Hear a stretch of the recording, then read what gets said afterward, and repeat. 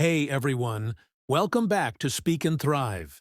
In today's video, I'm going to talk about something that might feel uncomfortable at first, but trust me, it's one of the most powerful things you can do in any relationship: admitting when you're wrong.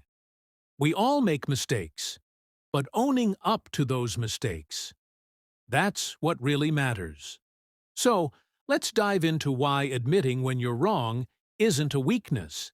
It's actually a strength, and it can improve your relationships, your reputation, and even your self-esteem. First, let's talk about why admitting you're wrong is so important.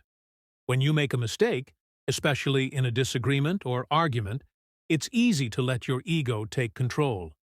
But think about this. When was the last time you respected someone who couldn't admit they were wrong? Probably never, right? Admitting you're wrong builds trust. It shows people that you're humble, responsible, and confident enough to own up to your actions. In fact, many studies show that people who admit their mistakes are seen as more trustworthy and likable. Think about it. Who would you rather be around? Someone who never admits they're wrong, or someone who takes responsibility? Here's an example. Imagine you're in a relationship and you've had an argument. During the heat of the moment, you accuse your partner of not caring about your feelings. Later, you realize that wasn't true. They were busy with something important, and you overreacted.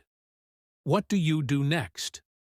Instead of doubling down on your argument, you decide to admit you were wrong. You approach them and say, "I was frustrated earlier, and I said some things I didn't mean.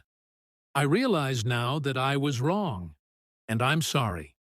By doing this, you're not only owning up to your mistake, but you're also opening the door for better communication and healing in the relationship. Admitting when you're wrong can have so many positive effects, not just in relationships, but also in your professional life. Let me break it down. 1. Improves relationships. Whether it's with friends, family, or co-workers, admitting when you're wrong reduces tension and helps build trust. 2. Shows maturity. Owning your mistakes shows that you're mature enough to grow from them. 3. Inspires others. When you admit you're wrong, you set an example for others.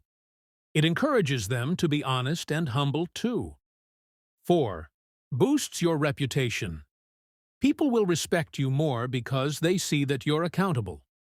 You become known as someone who values truth over ego.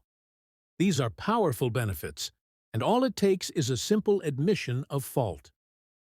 Now let's look at a professional scenario. Say you're at work and you've made a mistake on a project. Maybe you gave wrong data or missed an important deadline. What's the first thing you do? Do you try to cover it up or shift the blame?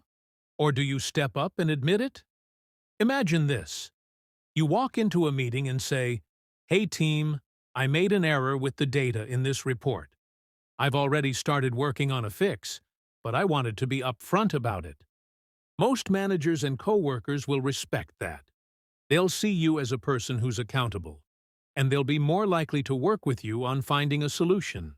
So, how exactly do you admit you're wrong in a way that feels genuine and not forced? Here are a few simple steps. 1. Acknowledge the mistake. Don't sugarcoat it.